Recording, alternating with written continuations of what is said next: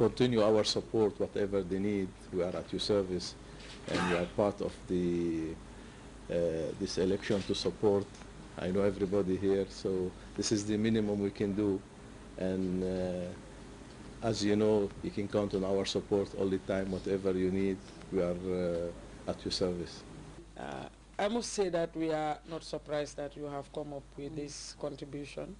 We've always been by the side of His Excellency the President and the government and people of the Gambia since you've been here.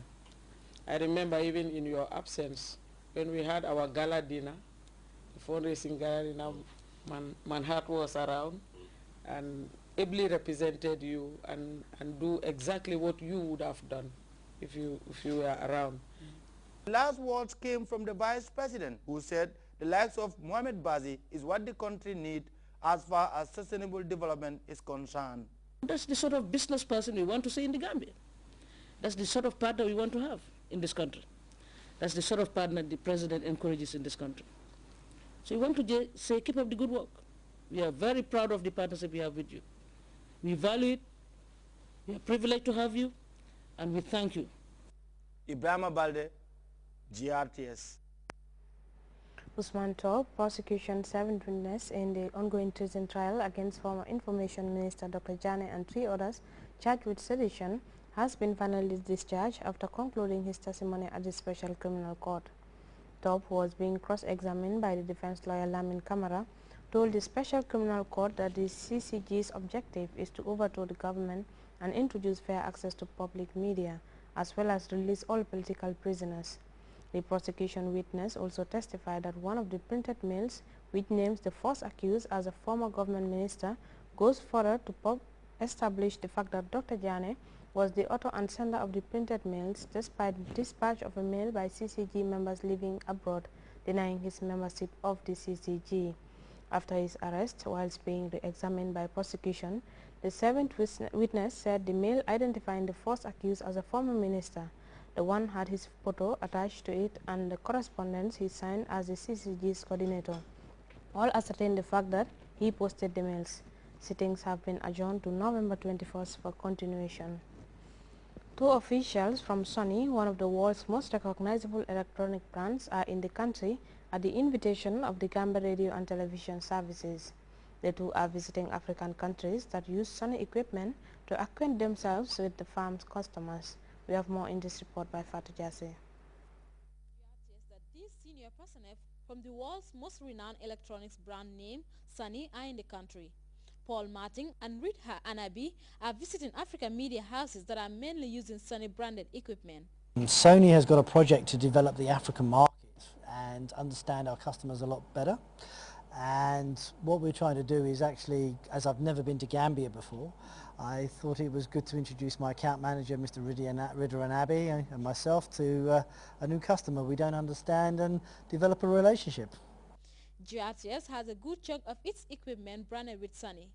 This makes the visitors believe in the quality output of the network. On the modern and the state-of-the-art materials on GRTS's disposal, from the control room to the news studio and the outside broadcasting van, the senior manager sales Africa region for Sony could not help being amazed.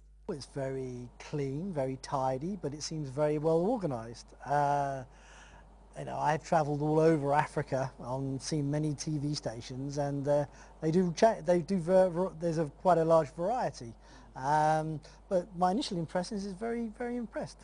Footing their own traveling expenses to the Gambia, though at the invitation of GRTS, impresses GRTS's boss Alhaji Modu Sanyang. The director of TV engineering by Sanyang feels collaborating with such an internationally graded electronics supplier is not only a pride but potentially rewarding. Looking forward to a cemented one. We highlighted our training needs, maintenance mostly, technical maintenance, and also the operation of most of the equipments, the Sony equipments So really, they promised that we'll work together, and this is just the beginning. Can go to higher heights, and we hope to get more from them.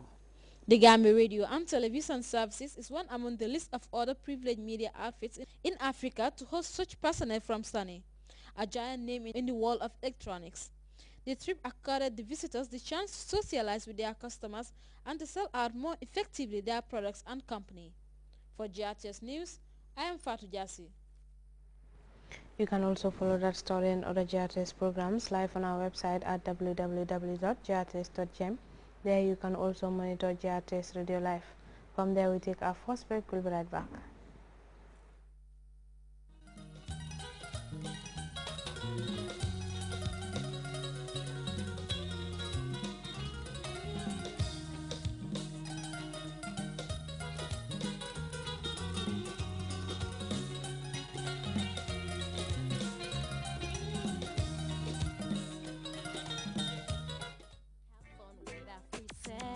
Play your favorite song to your callers with the AfriCell Fun Ring service. To activate the Fun Ring service on your AfriCell line, type FUN and send it by SMS to 139 and have a different fun ring anytime you want. To set this song as your fun ring, type SET followed by 11261 and send it by SMS to 139. The code for this song is 11961. 11017. 11161. 11171. And don't forget, you can always use the Fun Ring search engine to find your favorite Fun Ring code by typing the name of the song or the performer and send it by SMS to 138. Keep your callers entertained by playing your favorite music on your AfriCell line. AfriCell Fun Ring. Welcome back. The Arab League has told Syria to stop the crackdown or face painful consequences. It says Damascus has 3 days to let observers in and prove that it has ended violence against protesters. If not, the group warns Syria will see sanctions on top of suspension from the League. The Syrian government did not send a representative to Wednesday's meeting, and the League has also called on members to withdraw their ambassadors to Syria. Morocco has just done that after a Syrian mob attacked its ambassador.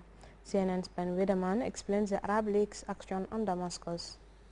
The beginning of this month, Christy, is a daily increasing death toll at levels that have not been seen since the beginning of the uprising in Syria against the regime of Bashar al-Assad.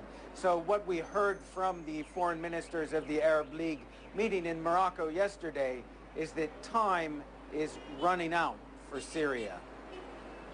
The trappings haven't changed, still flags and protocol, but a group derided since its founding in 1945 as ineffectual appears to be growing teeth in its old age. Arab League foreign ministers gathered Wednesday in Rabat, Morocco, to finalize Syria's suspension from the body, having failed to get Damascus to implement an Arab action plan to stop the violence. But they spared the rod, giving Syria an additional 3 days to carry out the plan, which requires it to release prisoners, pull security forces off the streets, and open a dialogue with the opposition. Syria, which angrily denounced the suspension as shameful and malicious, didn't attend. Arab ministers addressed an empty seat. But if Damascus doesn't agree to cooperate with the League, the Qatari foreign minister warned, sanctions will be adopted. The Arab states, he declared, had reached the end of the line. 29 years ago, Bashar al-Assad's father, Hafiz al-Assad, oversaw the suppression of an uprising in the central city of Hama, leaving more than 10,000 dead. At the time, the Arab League was silent, but with revolts and revolutions shaking the region, this time the Arab League has suddenly found its voice. Next week, the League plans to host a large meeting of the divided Syrian opposition in Cairo, reportedly on the agenda, Syria after Bashar al-Assad. Days after protesters attacked Turkish diplomatic missions, the once friendly leadership in Ankara has demanded an apology, threatening to cut off vital power supplies, ratcheting up pressure on an already faltering economy. Russia, an old Syrian friend, has held talks with opposition leaders in Moscow. A year ago, French officials welcomed Bashar al-Assad to Paris. Wednesday, France announced it will recall its ambassador to Damascus and shutter its consulates in Aleppo and Latakia. Syria now has 3 more days to stop itself from plunging headlong into a